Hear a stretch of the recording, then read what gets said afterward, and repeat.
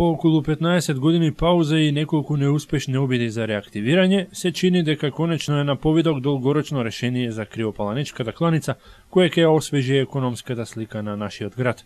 Имено, како што информираше градоначалникот Арсенчо Алексовски на 7 декември во Скопје, бил потпишан договор за купопродажба на поранешната кланица со ладелник на земјоделската задруга Малина од Крива Паланка, меѓу пакистанската компанија Джонсон и Филипс Агро и Шпаркасе банка, која по активирањето на хипотеката беше собственик на овој објект. За влезот на пакистанскиот инвеститор Алексовски се заблагодари на поддршката која ја добил од владата, како и од Агенцијата за странски инвестиции. Што се однесува до самото рестартирање на кланицата, првиот човек на градот вели дека теренот за вакво нешто од поодамна се подготвувал.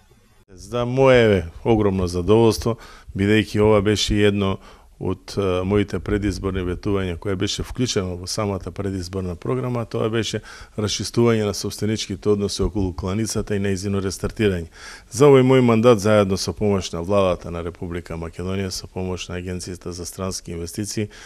правевме контакти за рестартирање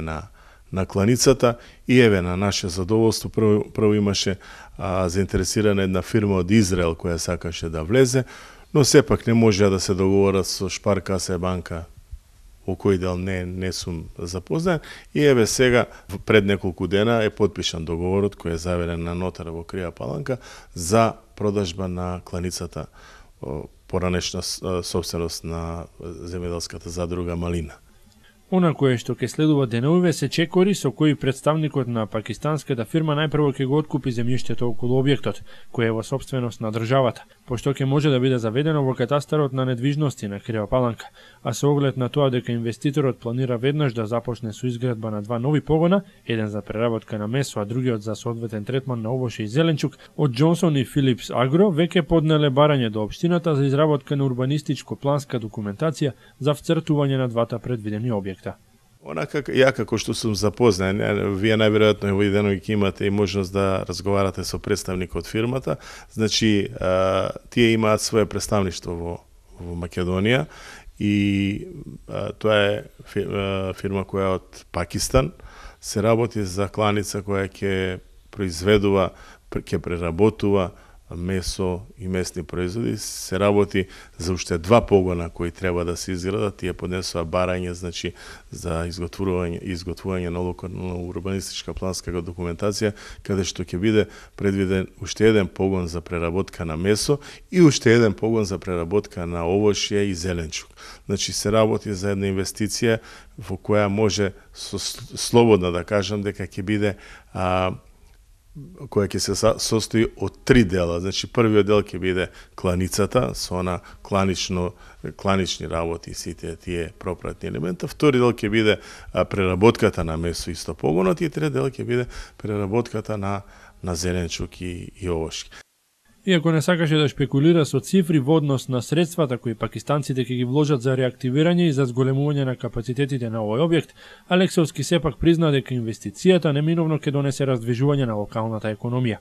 Охрабрува фактот што покрај директните, како новина се најавени голем број така наречени индиректни вработувања, а разбирливо ќе се создадат и предуслови по кои општината ќе може да се пофали со зголемување на сточниот фонд, кој токму поради досегашниот статус кво ситуација со кланицата бележеше опаѓање. Онака како што сум запознаен, во почетокот се работи за некаде околу 5-60 вработувања. Ке имаме тука, се работи за сериозна компанија која ќе врши колење на месо, но ќе има и кооперантско производство на тоа месо. Што значи тоа? Тоа значи дека фирмата, односно кланицата, ќе обезбедува добиток, ќе дава на чување и ќе обезбедува и храна за тој добиток. Луѓето кои се заинтересирани ќе земат добиток и го чуваат во текот на летниот период на услови на паша или на шталско. Сепак тоа ќе се договарат со нив и во есен ќе се предаваат на кланицата, секој ќе си го добие своја дел онака како што е договорено. Мислам дека ова ќе биде добар начин на работење и на оние луѓе кои нема да бидат вработени во кланицата, туку ќе бидат кооперанти, ќе соработуваат со кланицата, ќе добиваат стока, ќе добиваат храна, ќе ја чуваат, ќе одгледуваат, после некој време ќе ја врати и кланицата ќе му го исплати оној негов дел кој си го заслужил човекот кој одгледува стоката.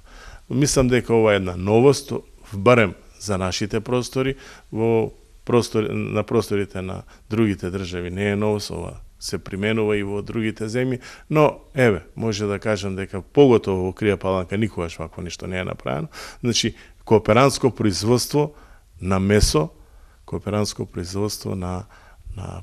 местни производи. Информацијата за рестартирањето и плановите на новите собственици на кланицата, која во минатото имаше дозвола за извоз на јагнешко месо во земјите од Европската Унија, се чини е најповолна за сточарите од нашиот регион. Поради неорганизираниот откуп и необезбеден пласман, тие наидоа на големи проблеми околу одржувањето на производството, поради што во прашање беше доведена оваа важна земјоделска гранка. Сепак, според најавите, веќе на пролет се очекуваат нови стада на Осоговските планини, а на трапезите во земјава и во странство, квалитетни криопаланички производи според ХАСАП и халал стандардите.